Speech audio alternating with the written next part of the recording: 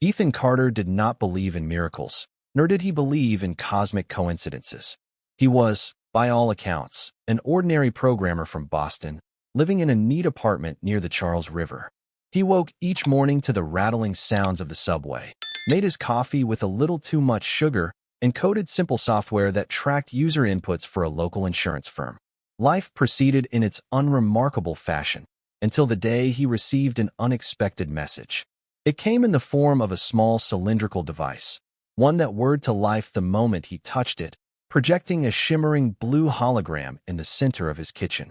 "Ethan Carter," the hologram said, its voice resonant with solemn finality. "Varek is dead. You are his heir. Come to Nix 7 immediately." In that moment, Ethan nearly dropped his coffee. He had known Varek, though not intimately. He was a tall, bronze-skinned alien with violet eyes, whom Ethan had encountered years ago under strange circumstances at a technology symposium. Varek had once claimed to be a researcher from a distant world, traveling incognito. Most people found him eccentric, but Ethan had been taken with his peculiar knowledge of advanced computing systems. They forged a brief friendship, during which Varek vanished from time to time. Eventually, he left Earth with no explanation. Now, Ethan stood in his tiny Boston kitchen, reeling from the bizarre instruction. He re-watched the hologram, an otherworldly man garbed in formal robes, eyes intense with sorrow, repeating the same brief directive. The cylinder's message was unchanging, but each repetition felt charged with deeper meaning. Ethan's mind raced. How could Varek have died? Why was he the heir? And, more importantly, how in the world was he supposed to get to a place called Nix 7? Nothing else came from the holographic cylinder, which flickered off and lay dormant on the countertop. Ethan felt his pulse hammering in his ears. He recalled the day Varek had told him, "If ever you receive a summons, trust it. The path will reveal itself." At the time, Ethan had assumed it was one of Varek's eccentric jokes. Now, it rang like prophecy. Still, how could Ethan proceed? The question weighed on him, pushing him beyond the boundaries of routine, forcing him to see the extraordinary path that lay ahead. With uncertainty gnawing at his gut, he decided to take a leap of faith. Sometimes, trust was the only guide through the unknown. He took the small cylinder, rummaged through old notes from his brief friendship with Varek, and discovered a curious slip of paper. On it, Varek had scribbled coordinates in glowing ink, next to an address in the heart of downtown Boston. That address, Ethan suspected, was his next destination. He pocketed the slip, set aside his usual caution, and left his apartment. If the final wish of a deceased friend was to be honored, then so be it. He was done ignoring mysteries. Ethan boarded a subway train that rattled through dimly lit tunnels. The city above was cold and gray, but his mind was a whirlwind of possibilities. The slip of paper bore an address that led him to a building he had never noticed before, an abandoned warehouse next to the harbor. The windows were boarded up, the iron gates coated in rust. A sense of dread and excitement welled in his stomach, compelling him to push forward. Just as he reached for the main door, the cylinder in his pocket began to glow, humming softly. With a faint click, the door slid open, revealing a dim interior lined with crates, tarps, and machinery that looked more advanced than anything Ethan had ever seen. In the center stood a towering apparatus shaped like a half-sphere, covered in pulsing lights and embedded with cryptic symbols. It hummed, resonating with the same frequency as the cylinder. Ethan approached cautiously, heart pounding. The device flickered and sparked, then pivoted to reveal an open hatch. A wave of warmth brushed over Ethan, and he felt an invisible force ushering him inside. The hatch sealed with a hiss. Then came a brilliant flash of gold and sapphire light. Energy surged around him, and the floor beneath him vanished into a vortex of swirling stars. For one timeless moment, Ethan felt weightless, as though his entire being was cast into an infinite ocean of starlight. He gripped the handrail, blinking frantically, uncertain if he was still on Earth or somewhere else entirely. When the swirling glare subsided, the hatch opened. Beyond it lay a vast, domed chamber, lit by orbs of glowing crystal. Alien figures, slender and tall, milled about, dressed in robes and tunics that shimmered with strange patterns. One of them, a woman with pale lilac skin and luminous eyes, strode forward, offering a gracious bow. Her voice drifted like musical chimes. "Welcome to Nix, 7, Ethan Carter. I am Seraya." Ethan's breath caught in his throat. He stepped from the apparatus, legs trembling. "You know my name?" She inclined her head. "We were told of your coming. We have awaited you since Lord Varek's passing." Her expression held a quiet sorrow. "You are his heir, and we must lead you to the seat of your inheritance." Unsure whether to offer a handshake or a bow, Ethan settled for a polite nod. His eyes scanned the chamber. Domed ceilings adorned with swirling constellations, arched corridors that flickered with runic lights, and a handful of watchful alien attendants. The magnitude of his situation sank in, stirring equal parts of awe and dread. He was on another planet. Seraya escorted him through labyrinthine corridors, each more majestic than the last. Along the way, Ethan saw tapestries depicting cosmic vistas, altars bathed in silver luminescence, and windows that overlooked a sprawling city under a reddish sky. The architecture of Nix 7 was sleek yet ancient, a fusion of advanced technology and old, mystic tradition. Everywhere, he saw elliptical arches and pillars carved with spiral motifs, as if the entire planet had united under a single artistic vision. Eventually, Seraya ushered Ethan into a private chamber. There, amidst tall windows draped with gauzy curtains, stood another woman, her features gentler, her demeanor shy. She had soft turquoise skin, hair like tendrils woven with jeweled beads, and a voice that barely rose above a whisper. "I am Lysara," she said, eyes filled with a fragile light. "Welcome, Ethan. I share your sorrow for Varek's passing, though I did not know you well." Only then did Ethan realize the significance of these introductions. Varek had spoken, in hushed tones, about his life on Nix 7. He had mentioned that his people sometimes took multiple spouses, forming intricate family bonds that transcended human norms.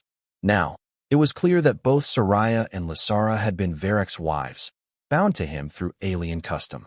Their grief was apparent, and yet there was also a sense of hope, as though they looked upon Ethan as a key to fulfilling Varek's last wishes. He swallowed, stepping forward gingerly. "I'm sorry for your loss," he said. "I'm still trying to make sense of all of this. The message said I'm his heir, but I don't understand what that means here." Seraya's gaze flickered with calm authority. "On Nix 7, inheritance of property, titles, and responsibilities often passes to a designated individual upon death. Varek left instructions naming you, Ethan Carter of Earth, as the one who would receive his research, his holdings, and his family connections." Lysara touched his hand softly, her expression empathetic. "We know this is sudden. We shall guide you through your new life. You are now our guardian, as Varek intended." Ethan's mind spiraled with confusion, but he managed a steady nod. He could think of 100 questions. Why him? What was the extent of this fortune? How would he return to Earth? However, the immediate comfort of Seraya's and Lysara's presence soothed the storm within him. They appeared earnest, even affectionate in their concern. In the following days, they led him through the vast compound that had once belonged to Varek. There were laboratories filled with advanced equipment, libraries stocked with crystalline tablets that contained centuries of knowledge, and, most intriguingly, a hidden vault. Within this vault, Ethan found the blueprint of a device that, according to cryptic notes, could reshape reality itself.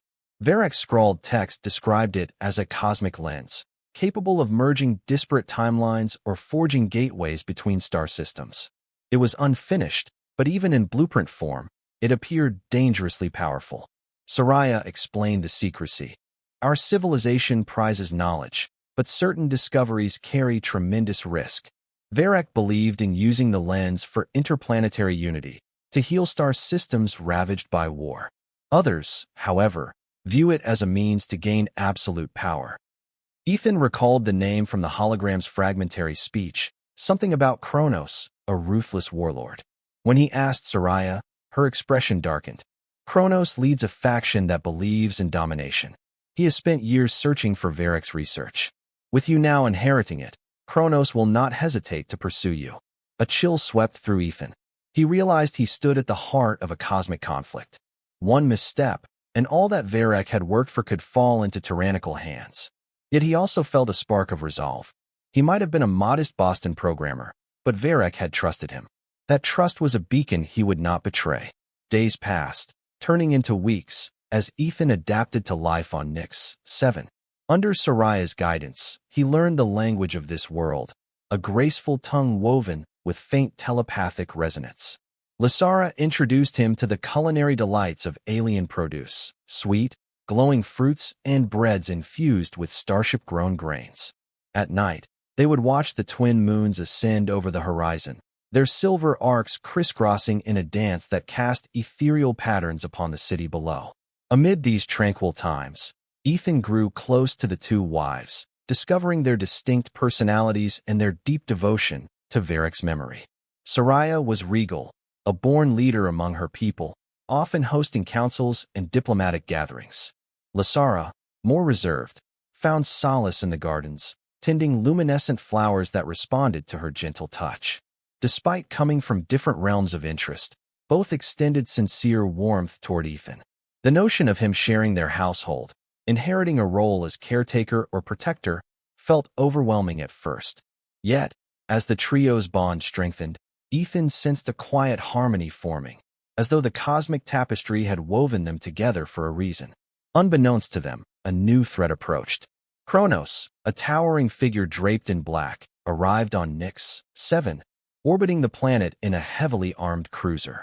He made no secret of his intentions, sending transmissions to the Nyx 7 Council, demanding they yield Varek's research. Word spread through the capital city like wildfire. Kronos was offering wealth to any who would betray Ethan's location. Fear rippled across the populace, as Kronos had a reputation for seizing power by brute force. Ethan's quiet days of study and blossoming companionship abruptly ended. A meeting of Nyx 7's High Council convened, with Seraya and Lysara present. They spoke of Ethan's inheritance and the pressing need to secure the blueprint for the cosmic lens. A hush settled over the council chamber when Ethan shared the final line from Varek's journal. Should Kronos find the lens, entire star systems will burn. The warning was stark and undeniable. At the heart of these proceedings, a revelation surfaced.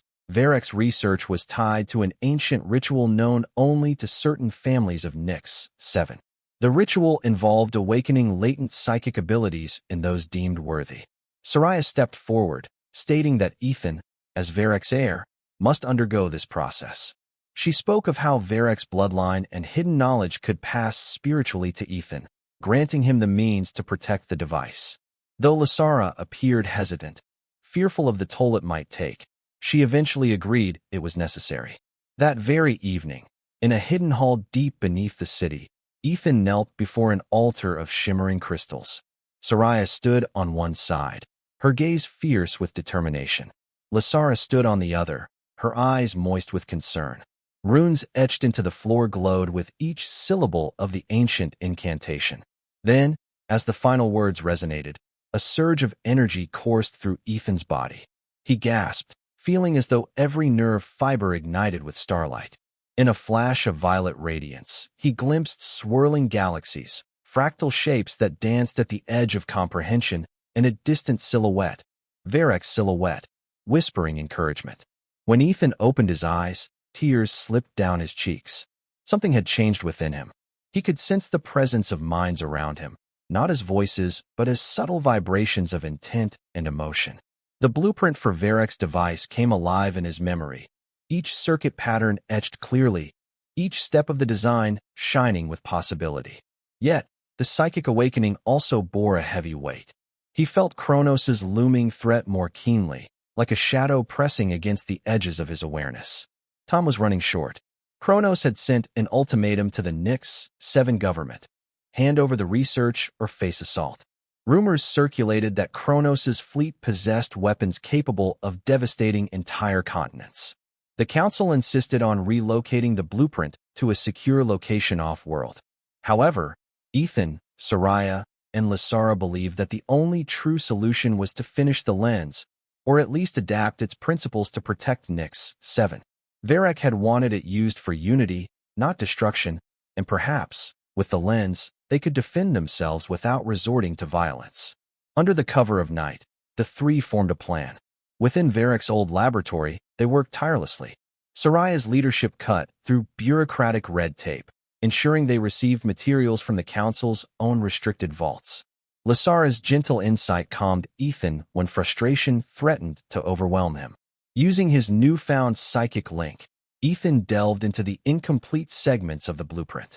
He pieced together fractal codes, adjusting quantum harmonics, forging a new path for the lens's energy flow. Yet, a sense of urgency pounded in his chest. Kronos' forces were drawing nearer. Any miscalculation could lead to catastrophe. On the morning of their final preparations, an alert echoed through the city. Kronos' ships had begun to descend into Nix 7's atmosphere, black silhouettes cutting through the maroon sky. Alarms blared from watchtowers, and citizens hurried to shelters. The once splendid city grew tense. Seraya and Lysara joined Ethan in the lab, sweaty from stress and exhaustion.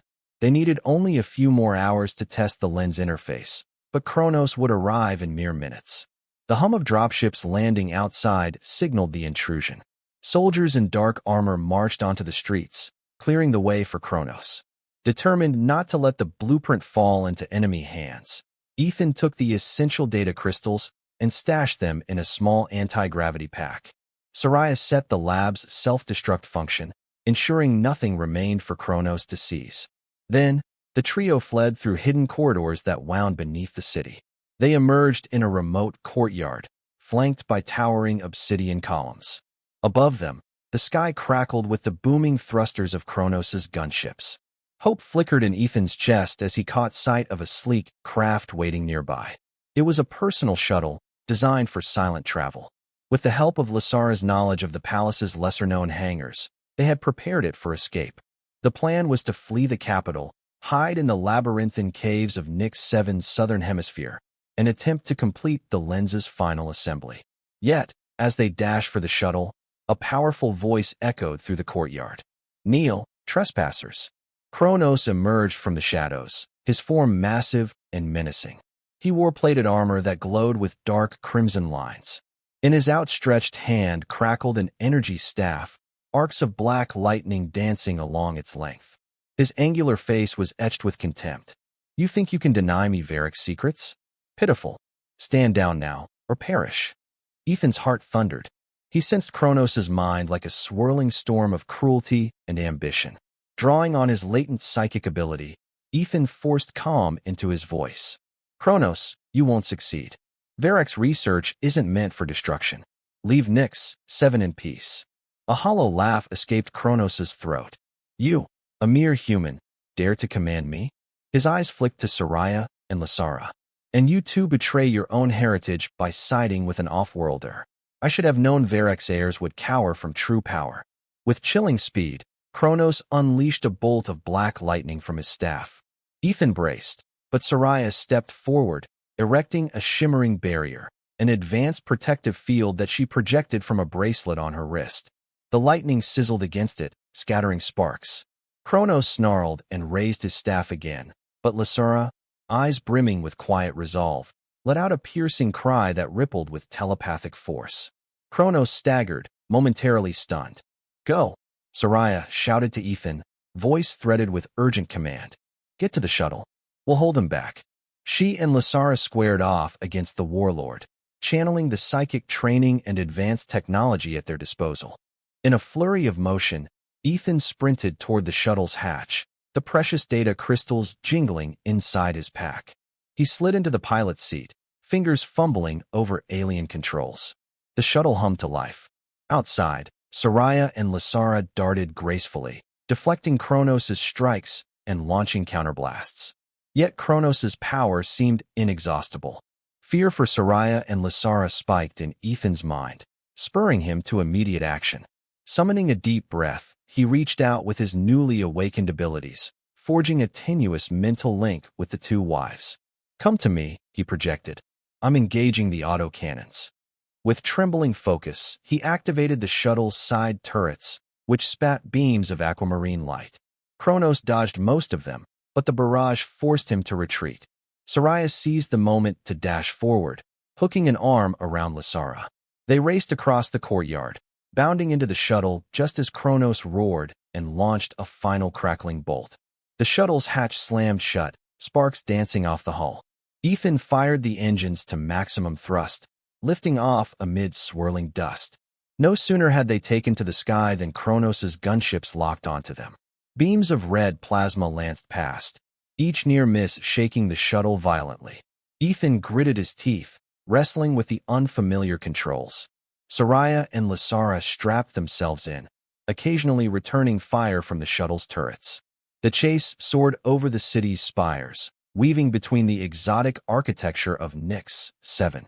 Ethan led them toward a mountainous region to the south, where labyrinthine cave networks would offer hiding places. It was a harrowing flight. Defensive shields flickered under constant bombardment. The shuttle's engine moaned with the strain, but Ethan was guided by some force beyond mere skill. Perhaps it was the psychic link to Varek's knowledge or the unwavering support of Seraya and Lysara. Through narrow passes and swirling storms, the shuttle dodged the relentless pursuit, eventually vanishing into the jagged terrain of the southern hemisphere. Kronos' forces, unprepared for the region's unpredictable magnetic anomalies, lost their prey in the swirling sensor scramble. They found refuge inside a cavern, where subterranean crystals emitted faint light. Only then did they exhale, trembling with relief. But they had little time to rest. Kronos would not give up easily, and the fate of Nyx 7 hung in the balance. Ethan inspected the data crystals once more. The final piece of the lens could be completed here, far from prying eyes. Guided by Seraya's strategic mind and Lysara's gentle encouragement, he began the painstaking assembly. Days turned into nights in that hidden domain, lit only by the crystal's glow.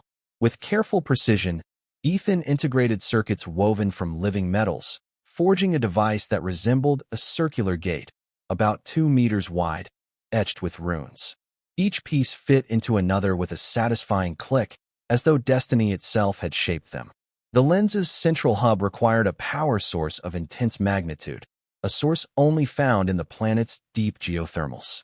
Their clandestine cave, fortunately, stood above a geothermal vent that could be tapped. When the moment came, Ethan, Seraya, and Lysara gathered around the lens's frame. The geothermal energy thrummed beneath their feet, resonating with the device's circuitry. Ethan placed his hand on a crystalline control panel, channeling the psychic focus granted by Varek's ritual. The ring began to pulse, humming with cosmic frequency, arcs of multicolored light dancing across its surface. Slowly, an aperture of swirling energy formed in its center, a window to infinite possibilities. Ethan's breath caught. Could this lens truly reshape reality, bridging worlds? He pictured Earth, the home he had left so suddenly. He pictured Nyx 7, besieged by Kronos. An idea bloomed in his mind. What if he forged a safe connection between Earth and Nyx 7, funneling Kronos' destructive energies away, or even banishing him to a distant realm? It was a desperate gambit, but it might just save them. Seraya nodded, sensing Ethan's plan through their mental link. Lysara's gentle hand squeezed his shoulder, lending her quiet strength. Together, they fed more energy into the lens, focusing on the concept of bridging their planet with Ethan's. The ring's aperture glowed brighter, revealing flickers of a star-strewn sky. For an instant, Ethan saw a glimpse of Boston's skyline at night, shimmering across the threshold. But a thunderous roar shattered the calm. Kronos' gunships, guided by sensor breakthroughs, had found them at last. A barrage of plasma beams tore through the cave entrance, raining debris. The lens's field wavered. Kronos himself leapt from a descending dropship, armor glinting in the eerie light. He marched forward with unstoppable menace, flanked by squads of heavily armed soldiers. "You fools," he snarled. "I will take the lens for myself. Stand aside, or be obliterated." Ethan's heart hammered, but he refused to yield. Summoning every ounce of courage, he reinforced the lens's power, his eyes blazing with psychic energy. Seraya and Lysara stood at his side, channeling protective fields. Even so, Kronos advanced, launching arcs of black lightning that battered their defenses. Soldiers fired volley after volley, forcing the trio into a desperate stand. Suddenly, the lens shimmered with an intensified glow, drawing from the planet's geothermal currents. The aperture expanded, revealing the starry tapestry of space. In that swirling cosmic vista, Ethan sensed a pathway forming, a chance to rid Nyx, 7 of Kronos' tyranny. With a trembling mind, he reached out to Kronos telepathically, trying to reason. But Kronos' wrath was a storm, uncontrollable, driven by greed. Sensing no possibility of peace, Ethan made his decision. He beckoned to Seraya and Lysara. The three combined their psychic force, forging a wave of energy that swept forward, knocking Kronos' soldiers off their feet. Kronos roared in defiance, unleashing a final torrent of lightning that crackled ominously. The lens, humming with cosmic might, drew in the negative energy. Kronos' power fed the aperture, twisting space-time. Then, with a surge of brilliance, the lens snapped open. A vortex flared in front of Kronos, drawing him into a maelstrom of bending light and shadows. His enraged screams echoed, and in a blinding flash, he vanished beyond the swirling horizon. The warlord, together with his immediate soldiers, were pulled through the lens, flung into some distant sector of reality, perhaps even severed from the known cosmos. The rest of Kronos' forces, seeing their leader's sudden disappearance, scrambled in panic. Chaos reigned among the gunships, and they retreated into the sky, engines roaring in desperation. In the aftermath, the cavern shook with residual energy. Dust rained from the vaulted stone ceiling. Ethan, Seraya, and Lysara shielded their eyes from the final flashes. Moments later, the lens's glow subsided to a faint glimmer, stabilizing into a calm portal. On the other side, through the shimmering veil, Ethan glimpsed the silhouette of Earth's skyline again. The device had taken Kronos away and now offered a peaceful threshold between worlds, a possible union of Earth and Nyx, 7, a union that Varek had once dreamed of. A collective sigh of relief escaped them, tears of victory and exhaustion mingling on their faces. Outside, Kronos' fleet began to scatter, lacking direction without their ruthless leader. The trio carefully dismantled the lens's overloading components, ensuring its power would not spiral out of control. Once the cavern settled, they emerged to find a changed Nyx, 7 sky, no longer filled with ominous black ships, but with twinkling stars, clear and open. Word of Kronos' defeat spread swiftly across Nyx, 7. Citizens emerged from shelters, cheering the end of his threat. The council hailed Ethan, Seraya, and Lysara as heroes. As Varek's heir, Ethan was granted an honored place among the planet's luminaries.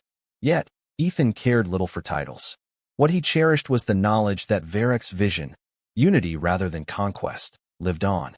In the days that followed, Ethan completed the adjustments to the lens, stabilizing a permanent bridge between Earth and Nyx, 7.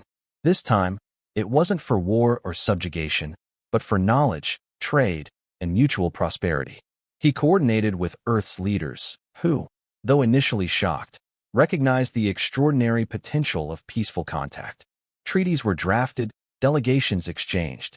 A new era dawned, one that Ethan, Seraya, and Lysara helped shape, fulfilling Varek's legacy in a way that honored both worlds.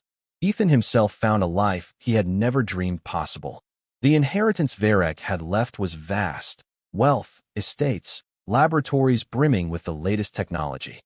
But more importantly, it included the companionship of 2 remarkable alien women, bound to him by respect, affection, and shared destiny. Over time, the formalities of inheritance melted into genuine devotion. Seraya, with her regal bearing, continued to lead diplomatic efforts, forging alliances across the stars. Lysara, gentle and wise, devoted herself to healing projects, nurturing the planet's ecosystems and bridging emotional rifts among its peoples.